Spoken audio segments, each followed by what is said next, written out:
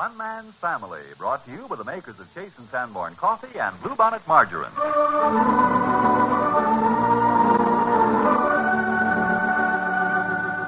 One Man's Family is dedicated to the mothers and fathers of the younger generation and to their bewildering offspring. Today we present Chapter 7, Book 66, entitled The Special Delivery Letter. Something has been bothering Hazel for almost 2 weeks now. Even to herself, she admits it is something which is not quite her business. And yet she is so disturbed by it that this morning she called up the family home and invited Nicolette Moore to come over.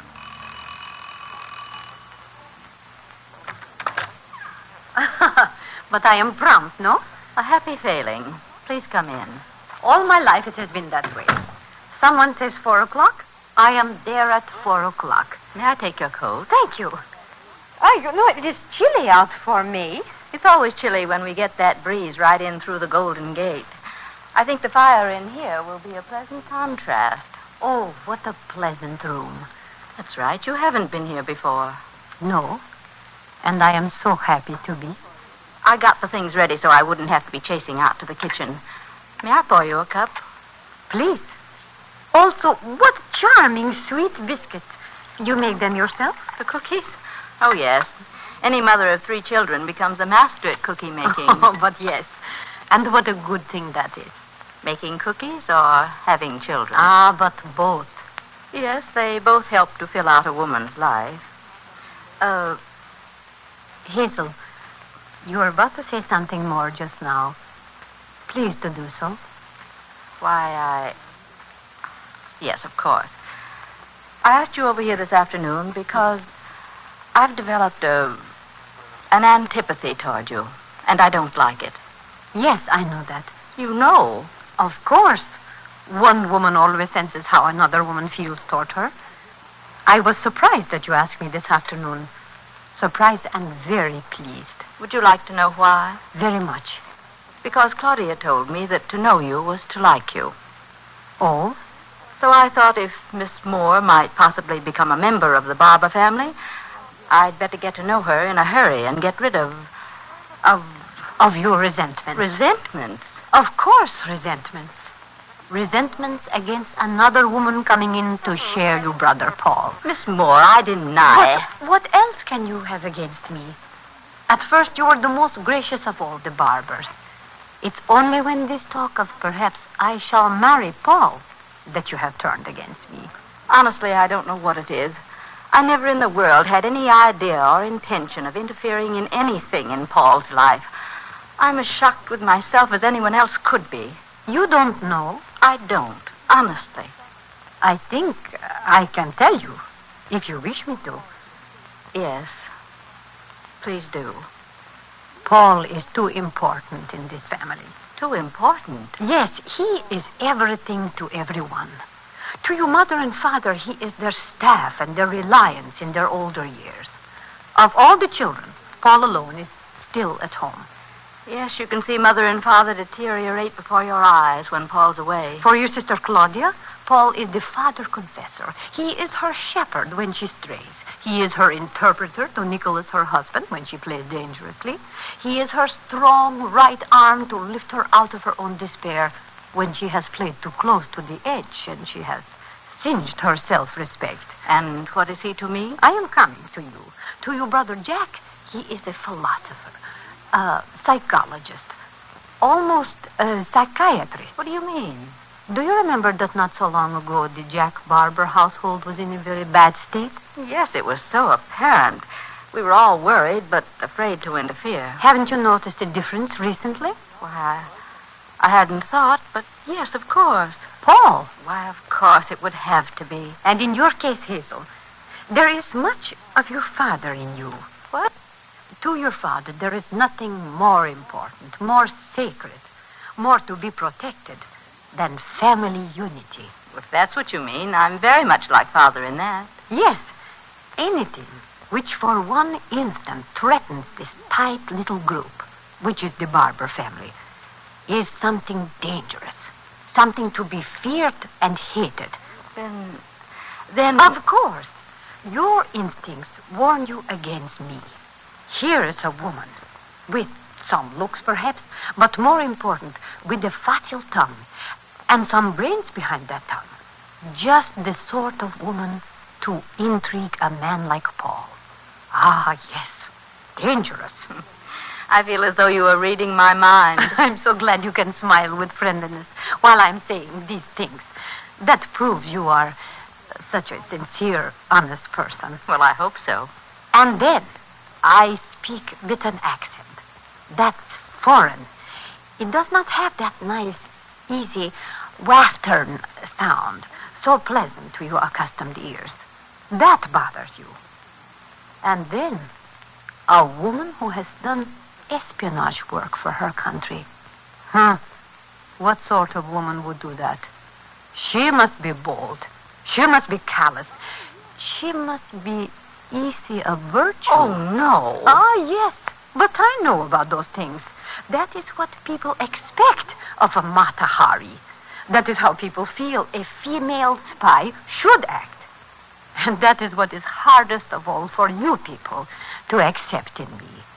How can a woman of the world, a spy, an espionage agent, ever fit into a good, down-to-earth American family such as the Barbours? But, Miss Moore... Do you deny that? No. Good. Honest again. But when I tell you that ever since my husband was stood against the wall and shot, you know that, I think? Yes, I'm sorry. He was so young, and I was so young. But ever since that day, I have hugged honor, integrity, virtue to me as my most precious jewels. I was chosen to do this kind of work because I had the wits, the quick mind, the knowledge to perform what was required. Never because of an appealing feminine body, not because of an easy way with men. Do you think for 1 minute either mother or father would have accepted you into their home if they had thought otherwise for 1 moment? And yet to people of your understanding, there is a stigma attached to a woman espionage agent. It's ridiculous. I know it is. And yet it bothers you. Oh, I honestly think it's a matter of accustoming oneself. I think so, too. But now I want to say to you something which makes this whole conversation rather pointless. Oh? Yes. In all the time I have known Paul, we have had exactly 2 conversations on the subject of love and marriage, both of them academic, neither of them even hinting at the future. In fact, in our last talk, I freed Paul from any and all obligations ever to even have to consider me in that light, ever. That was very generous of you. Why? He owes me nothing. I owe him nothing. But his having invited you to stay with his family, I mean, isn't there implied a relationship, an understanding? Oh, I can conceive of a type of feminine mind that would make a great deal of such a situation. But not Nicolette Moore. Oh, no. That is a cat-and-mouse game which too many women play to capture a husband. No, if I never have a husband, I will never think to such tactics. I'm beginning to see what Claudia meant. What's that? To know you is to like you. Oh, that is a compliment. I'm so glad I asked you over. All that heavy, resentful feeling is gone. Good. Friendship is so much better. What's the matter with Paul, anyway? Doesn't he know what he's letting slip through his fingers? The first chance you get in your next cup of coffee, taste the new Chasen Sanborn. The blend is so marvelously improved that it's the most satisfying coffee you ever tasted. Yes, this is a new blend, and new blend means a different combination of finer coffees specially selected to multiply the flavor in your cup. Chasen Sanborn's expert coffee tasters are constantly sampling individual coffees from all over the world, testing them for special qualities to increase your coffee pleasure. Some are sharp, some mild, some mellow. And the new Chasen Sanborn is an inspired combination of the most delicious. Taste it. Enjoy this new coffee experience, a new wealth of glorious flavor. You get it at the top of its form, at its flavor peak, because as soon as the new Chasen Sanborn is roasted, it's quickly vacuum-packed. No other container can possibly give you so much delicious flavor, so much freshness. All the Chasen Sanborn your grocer has is this improved new blend. So ask for Chasen Sanborn coffee now.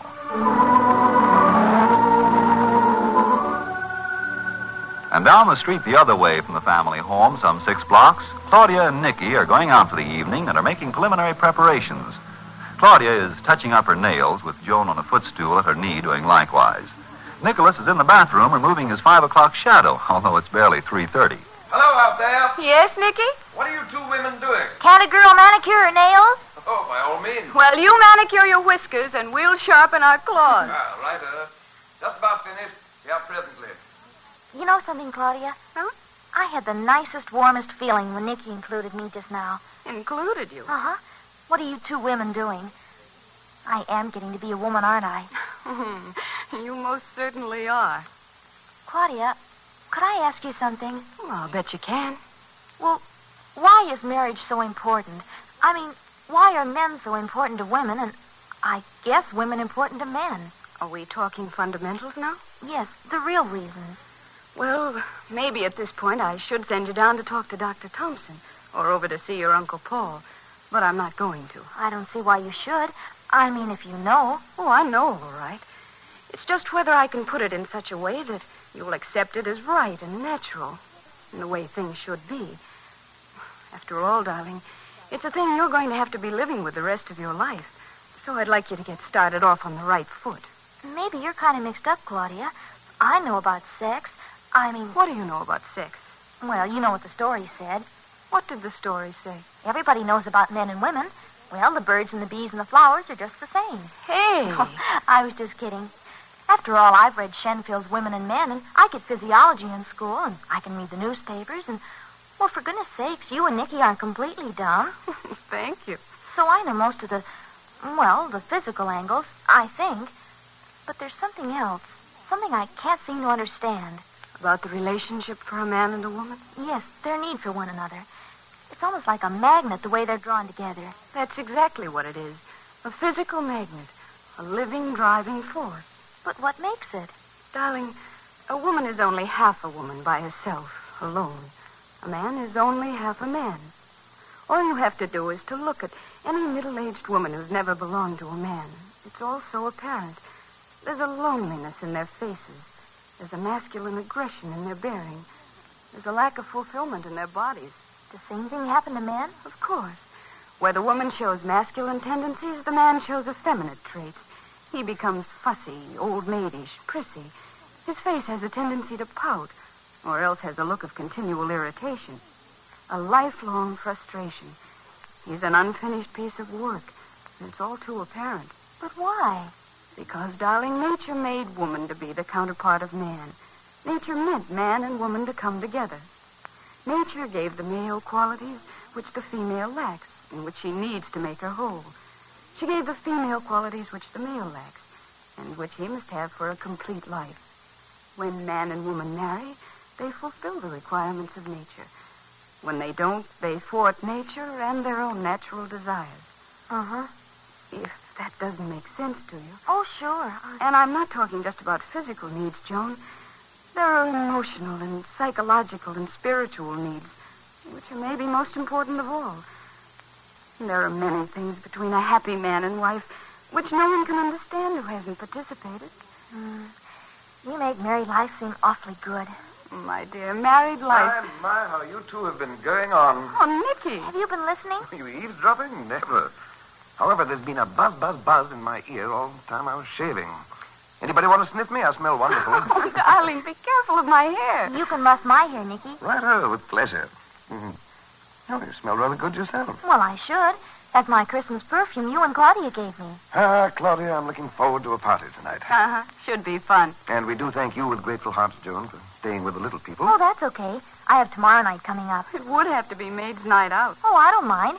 Pinky and Hank and Linda Summers are coming over after dinner. Well, not too late. 10:30. Oh, Nicky, look what time it is. It's not yet 4, my dear. I know, but we've got to drive clear down the peninsula below Menlo.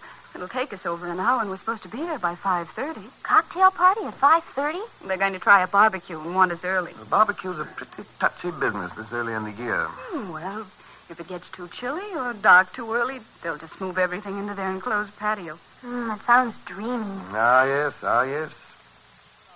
Caviar, escargot, imported pate. Tell you what I'll do, John. I'll wrap up a nice, juicy escargot in a paper napkin and bring the little fella home to you. That sounds like a great big old hairy deal. What's an escargot? French for snails, darling. Ugh. Open mind, my dear. Never say to anything until you've investigated with an open mind. I've investigated snails with an open mind in the garden. I've even stepped on them. You mean you wouldn't eat one if I brought it home to you? What do you want, blood? Oh, never mind, darling. All those things will come later. It's wonderful how everything falls into its right place and is quite pleasantly acceptable if you don't rush it. The day snails are pleasantly acceptable, you better also have me examined for aphids.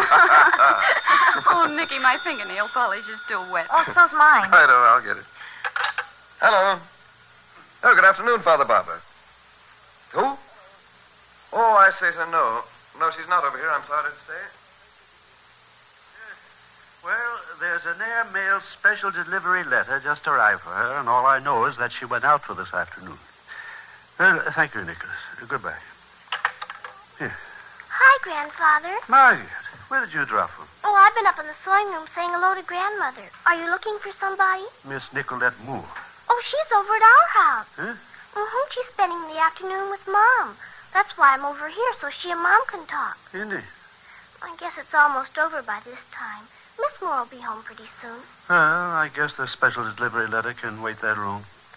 Grandfather, why did you run away yesterday? Huh? When Mom took you to the dentist. We'll not go into that. You did run away. Everybody says That's so. a matter of opinion. I don't think that's a very good example for your grandchildren, do you? You sound exactly like your grandmother. Dentists don't hurt you. Indeed. Dead teeth can hurt lots more than dentists. Can they? You face lots worse things. Really? Just think in the old days when the blacksmith or somebody used to yank them out with a pair of pliers. Margaret, will you stop torturing me? But all I was saying If was... you have nothing to talk about except dentists, you can excuse yourself and go back up to your grandmother. Okay.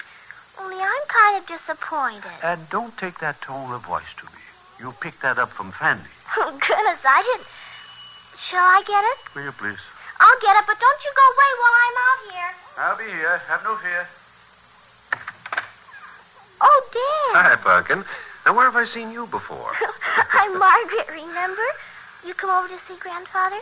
Yes, your mother was having Miss Moore in. Mm-hmm, that's why I'm here. Come on, Grandfather's in here. Huh? Who is it? Look, it's Dan from over home. Afternoon, Father Barbour. Daniel. Come in. Have a chair. Well, Hazel's occupied this afternoon. Yes, so yes, Nicolette. Glad to have you. I was just telling him how disappointed everybody was about his tooth. Margaret, once and for all, the subject is closed. Yes, honey. Don't you know a painful subject when you see one? Okay. I can talk to Grandmother about it. Excuse me if I go back upstairs with her. Don't think about it, Father Barbour. Margaret has a one-track mind when she gets on a subject. Yeah, just like her grandmother. Yeah. Well, sir, it's not going to be long now. Huh? The Barbour's summer caravan for Montana. Oh. It's really fine that you've decided to come along. Huh? Who says I've decided? Why, it's just been accepted. We've even worked out the seat arrangement of the cars. That is to start out with.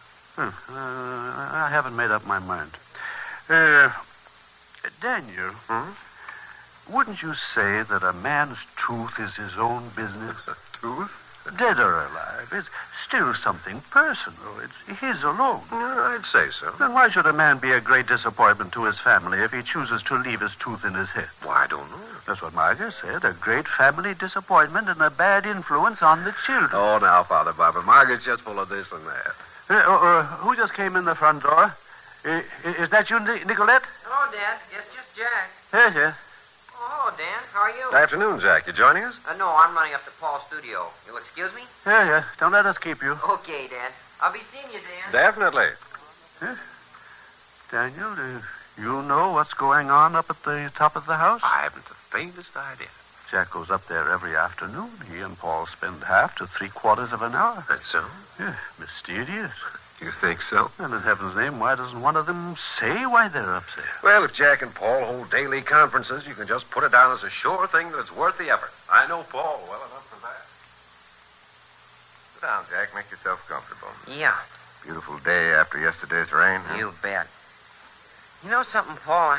I'm getting so I look forward to these talks every day. So do I. Do you? Of course. Why, I just thought maybe it was all old stuff to you. To me, it's like getting a glimpse into a new world every session. Mm-hmm. Well, what have you been thinking about since yesterday? Well, for one thing, they gave me a new case down at the law office. You say that with a little satisfaction. It's important. Sure. Why? Because for the last 6 months, I wasn't getting very much. Just research work, looking up data some of the other attorneys could use in their cases. Last couple or 3 months, I wasn't even getting much of that. Just was kind of marking time. Oh? You didn't mention it. Of course not. I was scared stiff. I thought I was on my way out. After all, how much time have they got to give to a little newborn lawyer who can't do his office work because he's having trouble with his home life? Oh, so you see a connection, Oh, sure, there was a connection. You remember 2 or 3 weeks ago you were talking to me about having lost my self-assurance? Yes. I said, I'm not very good company. Do you really want to talk to me? Mm-hmm. And I said, Jack, if you're losing your self-confidence here at home, how long is it going to be before it'll be showing up in your work? Well, that was like a punch right in the solar plexus. Boy, how you hit home.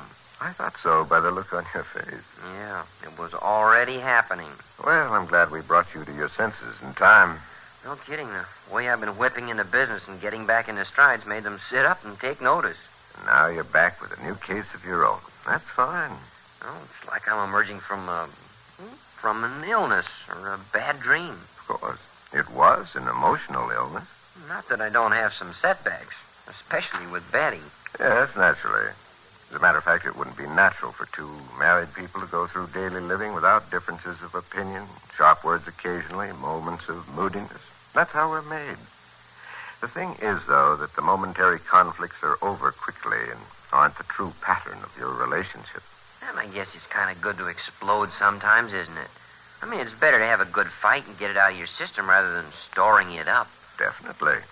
A boiler which is equipped to let off steam never has a tragic explosion. And momentary flares of temper, small routine emotional crises, a few tears now and then. These are nature's petcocks for the release of inner stresses and strains. Yeah. Now that I got the idea, I'm not irritated or upset by Betty's sharp words or bossiness. I can just kiss her or put my arms around her and she softens right up. Uh-huh. Now when I fly off the handle, it isn't a bit hard to say I'm sorry and make amends. In other words, you're putting aside resentments and grudges, and you no longer have the feeling that people and things are against you. Yeah, Yes, come in. Oh, Paul, I'm so sorry. No, come on in. I would not have interfered except that this letter has arrived from the State Department in Washington. Your letter from Washington? Oh, excuse me. No, please, Jack. Oh, sure, you need Paul more than I do just now, huh? I'll see you tomorrow, Paul.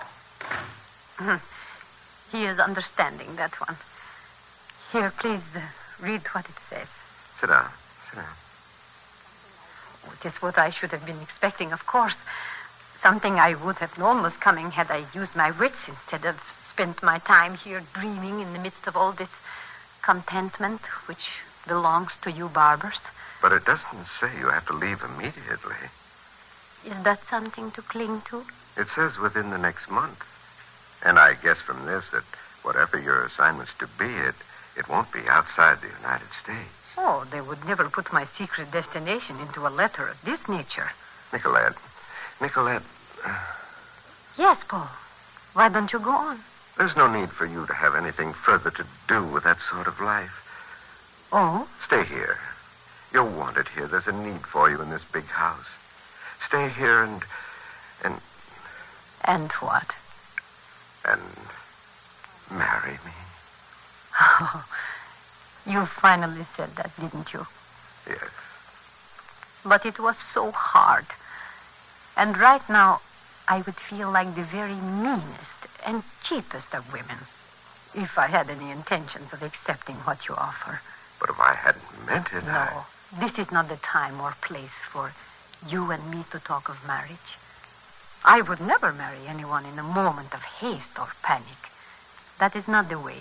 But if you once leave us, If our relationship is so ephemeral that 3 or even 6 months separation will dissolve our interest, then it was a poor thing indeed. What are you suggesting? Well, I will accept this assignment. It will not be less than 3 months, I know that.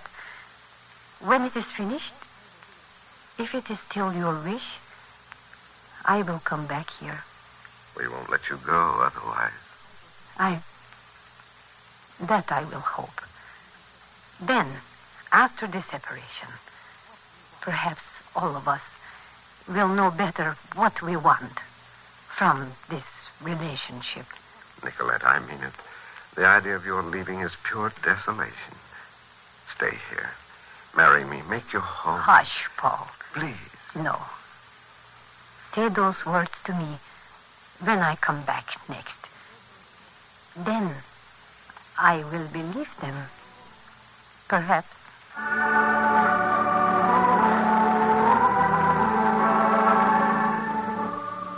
Father Barbour had just sat down to his afternoon coffee when Jack came in. Oh, there he sits. The paterfamilias with his daily dram of nectar. Ah, Jack, I hope you're not going to follow the rest of this family in making light of my enthusiasm. I'm going to follow you and have some for myself, if I may. You certainly may. There's a cup and sugar and cream. You know, Dad, the family's only kidding you about your passion for chasing Sanborn.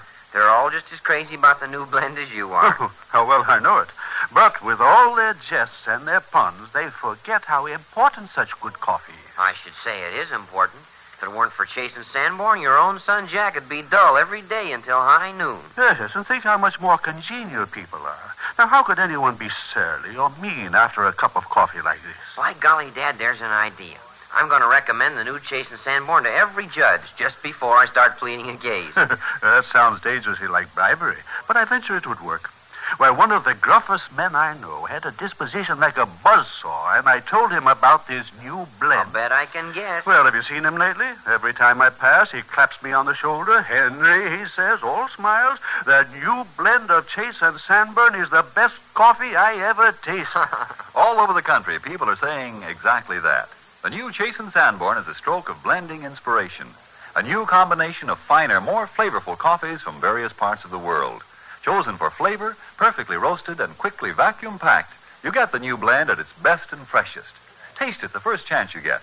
All the Chase and Sanborn your grocer has is the improved blend, so you can't miss. Ask for Chase and Sanborn. It's a new coffee sensation.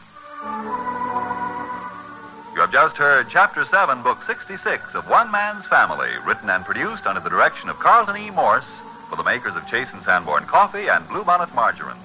Chapter 8, entitled Father Barbour Can't Bear the Idea, will come to you next week at this same hour. Here's a word to the wise about a table essential, something it pays to remember.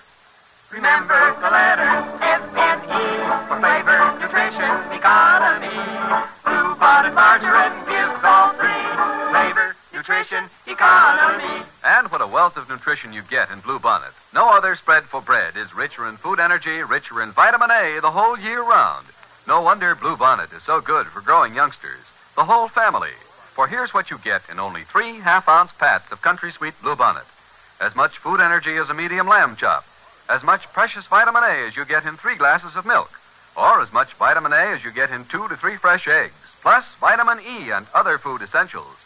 Get Bluebonnet tomorrow, made by the makers of Fleischmann's Yeast. This week you save up to 45 cents a pound when you buy Bluebonnet instead of the expensive spread. And Country Sweet Bluebonnet is rich in nutrition, rich in energy. Buy Bluebonnet, yes, hurry. Flavor, nutrition, economy.